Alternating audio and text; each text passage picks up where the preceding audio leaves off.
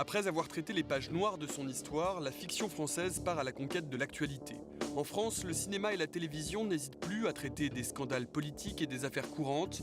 On annonce plusieurs films sur Dominique Strauss-Kahn et Liliane Bettencourt ou encore sur le scandale du Mediator. À quel moment la fiction a-t-elle rattrapé la réalité ? Tout commence avec le film de Xavier Duringer, La Conquête. On y découvre les coulisses du sarkozysme, alors que le président est encore en exercice. Avec cette première historique, un tabou se brise.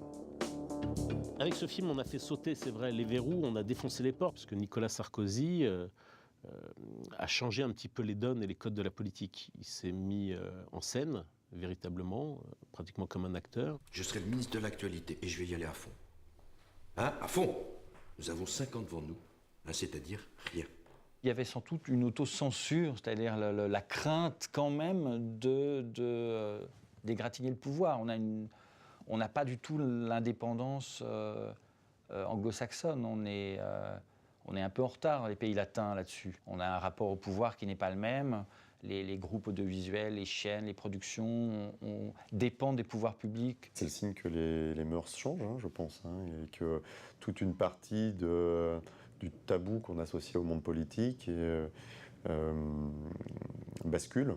De plus en plus, on voit la partie politique dans les pages faits divers ou dans les pages people, et qui sortent des pages dites politiques qui étaient les pages nobles. Donc, dans la tête de tout le monde, il y a certainement une désacralisation du politique qui fait qu'aujourd'hui, il est accessible.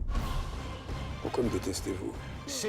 France Télévisions se lance à son tour. La chaîne publique va diffuser Les Hommes de l'Ombre, un feuilleton avec Nathalie Baye, qui s'inspire de l'actualité et des conseillers occultes au plus haut sommet de l'État. Un homme de l'ombre ne se met jamais en lumière. Transformer l'actualité immédiate en fiction, c'est la spécialité de Pauline Rocaful. Cette jeune scénariste a été primée en 2008 pour Une femme à abattre, inspirée par l'assassinat de la journaliste russe Anna Politkovskaya.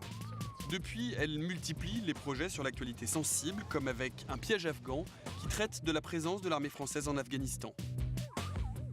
Ce qui me plaît le plus, certainement, c'est de jouer avec des figures symboliques comme des politiciens, des puissants, ou des repères symboliques comme des événements qui ont marqué les Français ou marqué le monde, et emmener les Français, les téléspectateurs français, vers des sujets où naturellement ils ne vont pas forcément les faire vibrer sur ces sujets-là.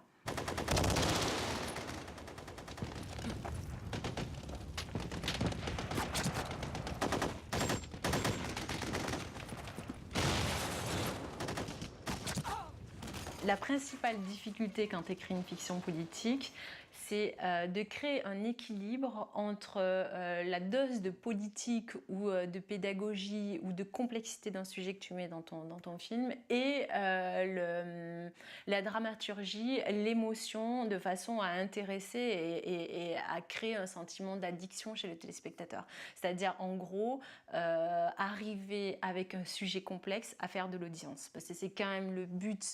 Et comme l'audience est toujours le nerf de la guerre, toutes les affaires récentes, sulfureuses et surmédiatisées stimulent les imaginations. La Société des auteurs dramatiques a enregistré le dépôt de 17 scénarios inspirés par l'affaire DSK. Maintenant, dans la recherche des sujets, il y a une sorte de surenchère. Chacun veut taper de plus en plus fort, donc prendre des sujets de plus en plus récents et vraiment des sujets d'actualité, ce qui n'était pas le cas jusqu'à présent. Et puis, il y a un phénomène de mode. Pour le moment, les Américains restent les plus réactifs sur l'actualité.